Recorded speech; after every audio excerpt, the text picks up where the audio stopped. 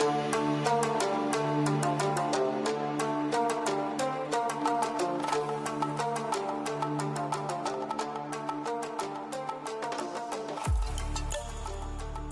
Everyone, कैसे हैं आप सब?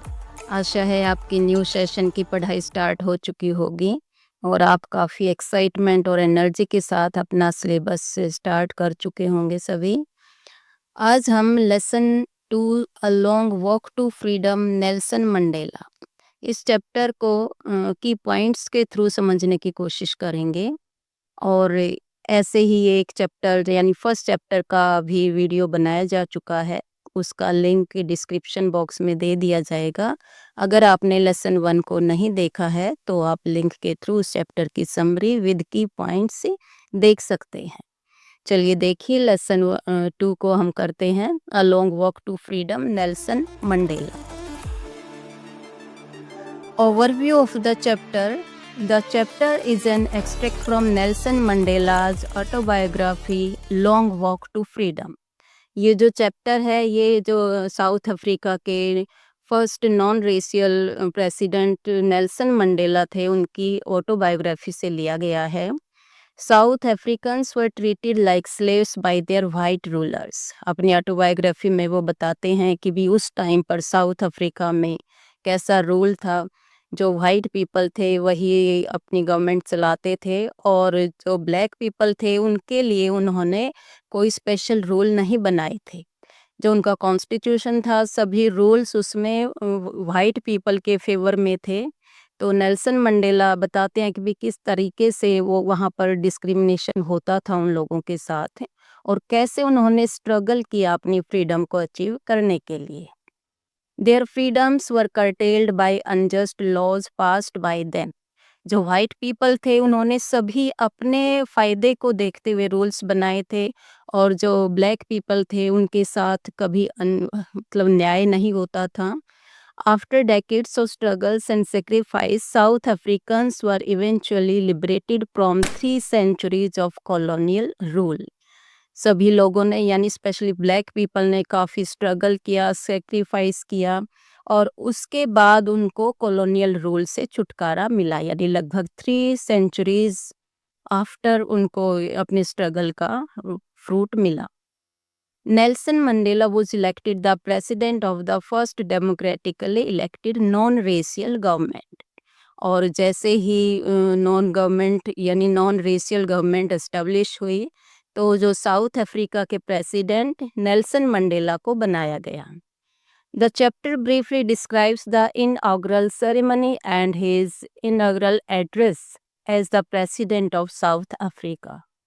इस चैप्टर में जो नेल्सन मंडेला हैं अपनी जो उनकी शपथ समारोह है उसके बारे में बताते हैं और एज ए प्रेसिडेंट वो अपने कंट्री के पीपल को एड्रेस करते हैं, जो जो बताते हैं कि भी आगे से हमारी कंट्री का रूल कैसा होगा, वो सारा इस एक्सट्रैक्ट में दिया गया है, जो कि हम इस चैप्टर की समरी को की पॉइंट्स के थ्रू समझने की कोशिश करेंगे। देखिए, description of the inaugural ceremony of the first democratically elected non-racial government of South Africa on 10th May 1994. 10th मई का ये डे था, ईयर था 1994 और इस दिन साउथ अफ्रीका में पहली नॉन रेशियल गवर्नमेंट की शपथ ली गई थी। सबसे पहले ये समझने की कोशिश कीजिए कि नॉन रेशियल गवर्नमेंट क्या होती थी। देखिए वहाँ पर वाइट पीपल की सुप्रीमेसी थी, वो रेशियल थे, यानी जहाँ पर उनकी सुप्रीमेसी थी वो उनकी कैटेगरी को डिनोट करता था। और जो नॉन रेशियल है, नॉन रेशियल का मतलब है कि जो उसमें उस टाइम पर सुप्रीमेसी में नहीं है बट फिर भी उनको मौका मिला है एक ऐसी गवर्नमेंट एस्टेब्लिश करने का जो कि डेमोक्रेटिक है। तो नेल्सन मंडेला को ये मौका मिला और उनको प्रेसिडेंट चुना गया और अपनी शपथ में ही वो इस चैप्टर के थ्रू अपने एड्रेस देते हैं लोगों को और क्या क्या वो करेंगे, अपना ओवरव्यू आगे का अपना फार साइटेडनेस को वो शो करते हैं। Nelson Mandela was elected the president of South Africa. The inaugural ceremony was held in the Union Buildings in Pretoria. It was attended by many world leaders. उस टाइम पर यानी 10th मई को जब वो अपनी शपथ समारोह में पहुंचे हैं, वहां पर वर्ल्ड लीडर आए हुए थे, यानी दूसरे देशों के भी बहुत सारे लोग आए हुए थे उनकी इस सेरेमनी में। और उनकी प्रेजेंस ये शो करती है कि जो उन लोगों ने सेक्रीफाइस किया है, किसके लिए, जो कि वहाँ पर एक रेशियल गवर्नमेंट थी, उन्होंने दूसरे लोगों के राइट्स को दबाया हुआ था, तो वो उसको सपोर्ट करने के लिए वहाँ पर आए थे। उनकी जो प्रेजेंस है वो शो करती है कि भी वो सब भी कोशिश कर रहे हैं to put an end to apartheid and oppression. Apartheid का मतलब होता है रंग भेद नीति। जो व्हाइट पीपल वहाँ पर थे, वो कलर के बेस्ड उन्होंने राइट्स बनाए थे। तो इस जो वहाँ पर एक पॉलिसी चली हुई थी अपार्थीड, उसको वो एंड करने के लिए यानी नेल्सन मंडेला को सपोर्ट करने आए थे कि भी आपके हम साथ हैं और इस नीति को वर्ल्ड से हटा दिया जाना चाहिए, क्योंकि इसमें लोगों का फायदा नहीं है। Both the white and the black national anthems were sung, signifying the end of all racial differences in South Africa. जैसे ही नेल्सन मंडेला अपना शपथ समारोह में आए हैं, उन्होंने लोगों को एड्रेस किया है, अपने व्यूज़ के बारे में बताया है, तो वहाँ पर साउथ अफ्रीका में अब तक सिर्फ एक नेशनल एंथम थी, लेकिन उस टाइम पर वहाँ पर 2 नेशनल एंथम गाई गई। और ये क्या शो करता है कि जो रेशियल डिफरेंसेस अब तक थे साउथ अफ्रीका में, कि वो अब खत्म हो जाएंगे। दोनों ही कलर के पीपल को बराबर राइट्स मिलेंगे। दोनों ही लोगों को, यानी चाहे वो ब्लैक है या वाइट है, उन सबको इक्वलिटी शो करने के लिए साउथ अफ्रीका में उस टाइम पर 2 नेशनल एंथम गाए गए। आगे देखिए, Mandela in his speech places to uphold the principles of the constitution. Mandela अपने देश के लोगों को विश्वास दिलाते हैं अपने भाषण में कि जो देश का यानी जो साउथ अफ्रीका का कॉन्स्टिट्यूशन है, संविधान है, वो उनके प्रति अपना प्लेज करते हैं, अपना मतलब उनको रिस्पेक्ट देते हुए कि भी कॉन्स्टिट्यूशन के अकॉर्डिंग काम किया जाएगा। He defined freedom from bondage of poverty, deprivation, oppression, and discrimination based on gender and race as his ideals for the future of South Africa. अपने भाषण में वो लोगों को विश्वास दिलाने की कोशिश करते हैं कि साउथ अफ्रीका से हर टाइप की बॉन्डेज, बॉन्डेज का मतलब होता है रुकावटें या जो भी बाधाएं, कि उन सब को हटाने की कोशिश की जाएगी, जैसा कि पॉवर्टी, डिप्रीवेशन। डिप्रीवेशन का मतलब होता है कि किसी को किसी रंग भेद की वजह से डिप्राइव यानी वंचित नहीं रखा जाएगा। उस देश में किसी टाइप का शोषण नहीं होगा, ना ही किसी टाइप का डिस्क्रिमिनेशन होगा, चाहे वो जेंडर बेस है या रेस बेस है। यानी साउथ अफ्रीका के लोगों को वो विश्वास दिलाते हैं कि since today everything will be equal for black and white, यानी चाहे किसी भी कलर का इंसान है, उसको हर टाइप का इक्वल वो राइट मिलेगा। किसी भी टाइप से किसी बाधा या किसी जेंडर या किसी भी टाइप के डिस्क्रिमिनेशन का सामना किसी को नहीं करना पड़ेगा। Mandela remembered all those freedom fighters who sacrificed their lives for the liberty of South Africa from colonial rule. अपने भाषण में वो उन लोगों को भी याद करते हैं जिन्होंने अपने कंट्री को फ्रीडम दिलवाने के लिए अपनी लाइफ को सेक्रीफाइस कर दिया। आज उन्हें फ्रीडम मिली है, लेकिन उस फ्रीडम को वो देखने के लिए अभी जिंदा नहीं है। तो उन लोगों के प्रति भी अपने ट्रिब्यूट वो देते हैं, उनको याद करते हैं कि उन सब के हार्ड स्ट्रगल और सेक्रीफाइस की वजह से आज हम सब यहाँ पर हैं। Mandela in his speech spoke about the pin obligations of every citizen. अपने भाषण में वो हर इंसान की 2 जिम्मेदारियों के बारे में बात करते हैं कि एक जो फ्री कंट्री होता है उसमें हर इंसान की 2 टाइप की जिम्मेदारियां ज़रूर होती हैं। और उनका मानना है कि एक इंसान की फर्स्ट ऑब्लिगेशन होती है each man had two obligation, one towards his family and other towards his country. यानी हर इंसान का जो फर्स्ट ऑब्लिगेशन होता है that is towards his family, यानी अपने परिवार, अपने माता पिता, बीवी बच्चे, भाई बहन, इन सब के प्रति वो अपनी जिम्मेदारी निभाता है।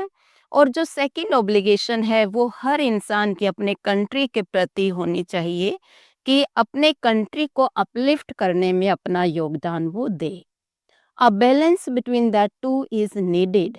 और वो अपने भाषण में ये भी कहते हैं कि इन दोनों जिम्मेदारियों में हर इंसान को एक बैलेंस बनाने की कोशिश करनी चाहिए।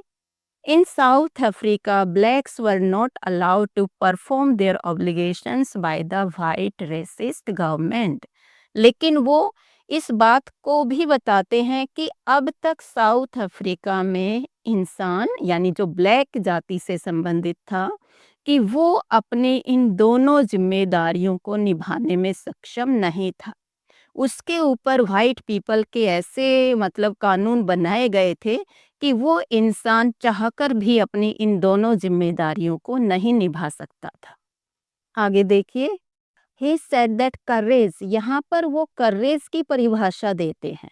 मंडेला का मानना है कि courage is not absence of fear but victory over it. यानी मंडेला क्या मानते हैं कि एक साहसी व्यक्ति वो नहीं है जिसके अंदर डर नहीं है। वो मानते हैं कि साहसी व्यक्ति वो है जिसने अपने डर पर विक्ट्री यानी जिसने अपने डर पर जीत पा ली है। मंडेला के अकॉर्डिंग उसको साहसी माना जाता है। That if human beings can be taught to hate, they can also learn to love, since love comes naturally to them. Mandela का मानना है कि अगर इंसान एक दूसरे से नफरत करना सीख सकते हैं तो वो एक दूसरे से प्यार करना भी सीख सकते हैं, क्योंकि लव इज नेचुरल, यानी हर इंसान के अंदर ये एक नेचुरल इंस्टिंक्ट होता है। हेट्रेड हमेशा फोर्स्ड यानी किसी को नफरत करना सिखाया जाता है मजबूरी वश, लेकिन लव नेचुरल है, वो अपने आप ही पैदा होता है। Mandela said that the oppressed and oppressor both are prisoners. अब यहाँ पर मंडेला दोनों यानी शोषण करने वाला और जिसका शोषण हुआ है उनके बारे में बताते हैं कि दोनों की आत्मा अपने आप में प्रिजनर होती है, क्योंकि शोषण करने वाला भी खुश नहीं रहता है और जिसका शोषण किया जाता है वो भी खुश नहीं रहता है। वो उनकी आत्मा अपने आप एक प्रिजनर बनकर रह जाती है। आगे देखिए, the oppressed is a victim of injustice, यानी जो ऑप्रेस्ड है वो तो इसलिए परेशान होता है कि उसके साथ इनजस्टिस किया गया है, उसके जो फंडामेंटल राइट्स हैं उनको छीना गया है। और जो ऑप्रेसर है वो अपने प्रेजुडिस यानी वो एक शिकार बन जाता है किसका, लोगों की नफरत का, कि हर कोई उसको एक नफरत की नज़र से देखता है कि इसने ऐसा किया है। According to Mandela, real freedom is to enjoy the right to equality and the fundamental right to lead a life with respect and dignity. Mandela के अकॉर्डिंग यानी वो क्या कहना चाहते हैं कि जो एक रियल फ्रीडम होती है वो क्या है कि जिसको इक्वेलिटी के साथ यानी बराबर हक मिले इंजॉयमेंट का, अपने फंडामेंटल राइट से अपनी लाइफ को जीने का, हर इंसान अपनी लाइफ को एक डिग्निटी के साथ जिए। और अपने भाषण में वो फ्रीडम को भी डिफरेंट वेज में समझाने की कोशिश करते हैं कि एज ए चाइल्ड यानी जब वो बच्चे थे तो उनके लिए फ्रीडम क्या थी कि वो अपने आसपास के खेतों में अपनी मर्जी से घूमे, तालाब में नहाए, आसपास जहाँ वो चाहे जा सके। लेकिन फ्रीडम के उनकी लाइफ की जैसे जैसे एज उनकी ग्रो हो रही थी ऐसे ही फ्रीडम के मीनिंग भी उनके लिए चेंज हो रहे थे। बचपन में उनका फ्रीडम था कि भी आसपास अपनी मर्जी से जहाँ चाहे वो घूम सके।